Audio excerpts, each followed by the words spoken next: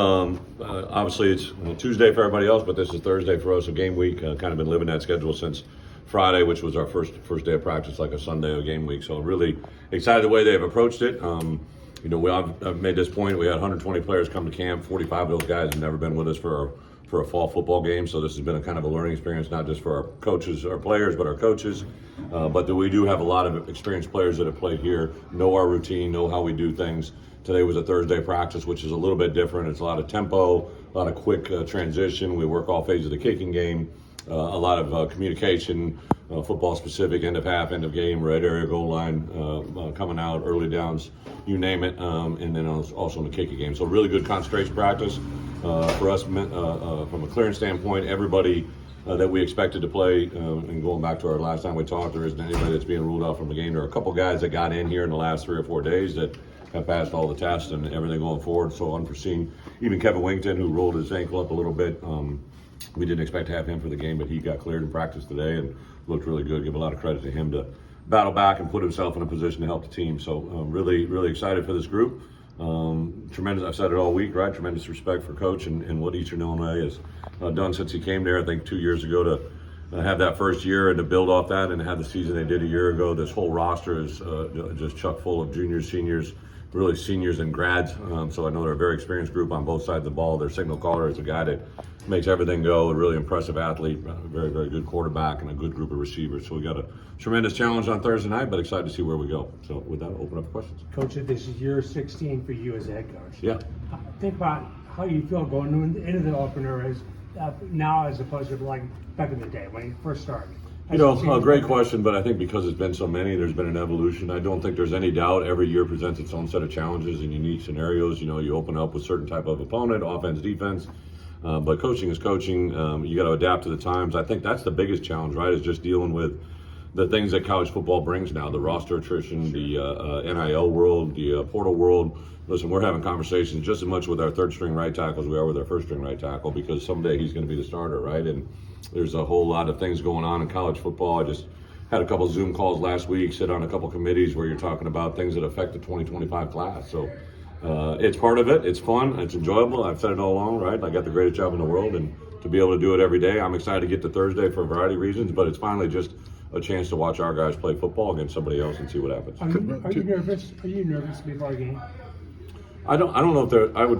I guess everything is a definition that you hold. I think there's anxiousness, right? I think there's a lot of things that you haven't seen before. You're anxious to see it. I don't ever really. There's things that I think even this past weekend, one of the things I did after the weekend with those week 0 games, I literally took a 16-play edit. I took the Nevada SMU game, which probably wasn't on everybody's bingo card, right? That they were watching that. I was sitting there late Saturday night watching it, and there was probably 8 to 10 game day scenario things that are really hard to emulate in practice that happened in that game, which is really good. Huge momentum swing. Nevada had it early. They kind of did some things, starting with a 3rd and 10 incomplete with a tripping call that really kind of changed the game and swung the momentum back to SMU, and then some end of game scenarios that played out. So that was really good teaching. They had a safety on a fumbled fair catch on the 1 yard line. So all kinds of just shit that really just kind of stuff to bring down. That was a game that was closer than people thought. Is that kind of just a reason why everybody should just take one game at a time? Is that kind of like a good example? I don't know. Was the Nevada favorite or Nevada? Is that what you mean? Yeah. I just know from programs. I really don't know what they return. Obviously, I know the SMU head coach. I know Rick Lashley just for a little bit from being around him. I know the Nevada head coach is a very, very accomplished special teams kind of defensive guy. Known for being kind of a tough guy. He had great success, I think it was at Montana, right? So I don't know who was favored. I just know the way the game played out was pretty impressive. I think early games, right? You can take records, levels, divisions, everything out. I said this the other day, right? I remember we had the #1 defense at the end of the year when I was at Kansas State. But at the beginning of the year, we played this team called Eastern Illinois. We had a guy by the name of Tony Romo who went out and chucked it all around the field, right? And you had that moment. 2 years prior to that, I was a young linebacker coach in Iowa, and we talked about knocking out their starting quarterback because they had this freshman by the name of Roethlisberger who's like 6'4", 250. We're like, we're going to get this guy in the game, and he proceeded to get in the game and do what he did, right? So you always have those unknowns, which I think is part of the cool thing about college football. But Eastern Illinois needs no respect from us, right? They what they put on the field, right? They have shown what they're capable of doing, and our guys have respected it from when we started watching that film last spring to where we are now. How are Carson Goda and Daniel Brown? I mean, I think maybe we saw them limited. Yeah, Carson got 100% cleared, was all good. I think Carson probably for us will be involved in a lot of things offensively, some things special teams wise. Daniel Brown cleared. He's been with us the last 4 days. I think in that room, Alec, Gabe, Seth, Daniel, JoJo Hayden has had a really good fall camp. So I think at that outside linebacker room, you're going to see a lot of guys play various roles. How's the kicking? We haven't. So David Alano will for sure be our field goal kicker. I think Chow will be our kickoff guy, and he will be our punt guy. There may be some mix and match based on the game scenario. Lane Hansen is by far, our snapper that's established himself pretty good. Hugh Holtz. So the kicking game has probably kind of manifested itself out pretty good, but a really good competition between David and Chow, and then also Breezy's probably had as good a camp punting and kicking, so he'll kind of factor into both roles. With whatever you saw in week 0, Bret, with the new clock rules, yeah, did it work out the way you thought it would? It's a small sample. I think it's going to be really interesting to see how things play out. There's a couple of these subtle changes that I think until you see a big grouping of, I look at the NFL kickoff thing, right? Everybody's kind of talking about that. There's just such, I think even in the preseason games, like it plays out differently well in the regular season. So it's going to be interesting, these non-conference openers, right? And teams that don't have common opponents, once like kind of how these new rules play out. I think because of the clock, for sure, at the end of half, you're probably going to have more points scored than ever before. And I think at the end of the game, there's going to be scenarios where teams may score a little faster than they should, which puts another team on the field to have a chance to beat you, right? So a little bit of everything. I'm really intrigued to see how the coach to player thing plays out. And in the sideline tablets, we've been talking to people that have been involved already in game days, just to kind of see how those play out. We're at night, right? So there's some teams that have had issue with glare, but that takes care of it. We've already practiced that. But and then also I think the big one, just the coach to player between the play caller and especially on the offense side and defense side between those two guys. How have you seen that tight end room kind of rebound, I guess, after Cole's loss? And I'm assuming we know most of them. Yeah, Cole was with us in the spring, but he really hadn't been involved, and we were kind of just getting a feel from where he was there. I think, without a doubt, Tanner Arkin, really since last fall to where he is, he's the leader of that room. He's a captain.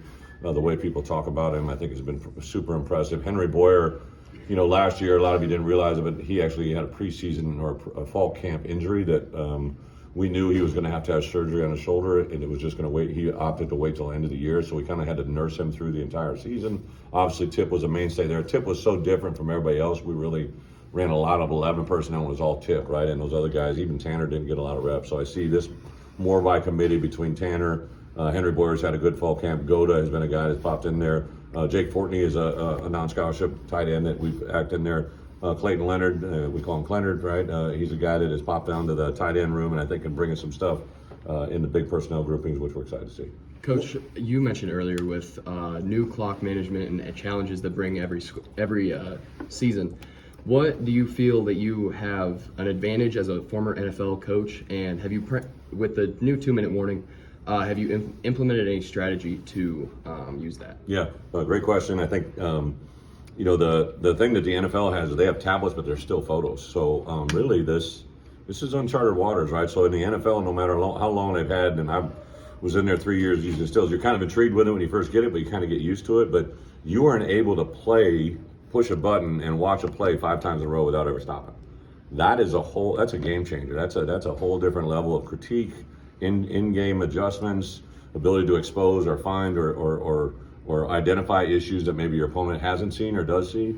I think the coach to player thing is going to be the most similar, but I wasn't a play caller in the NFL. I listened to it, I heard it, but I watched guys, and that's why during the Odyssey season, Barry and Aaron, I took them to NFL camps to learn and hear from coordinators that learned how to play or how to manage the coach the player, and then we've used them all fall camp.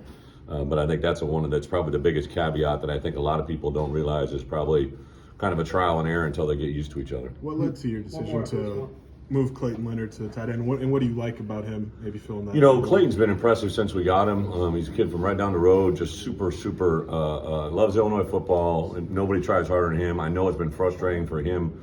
He was in a group of freshman O-linemen that came in that kind of, took a lot of pride in being O-lineman when they got here, and it hasn't really manifested.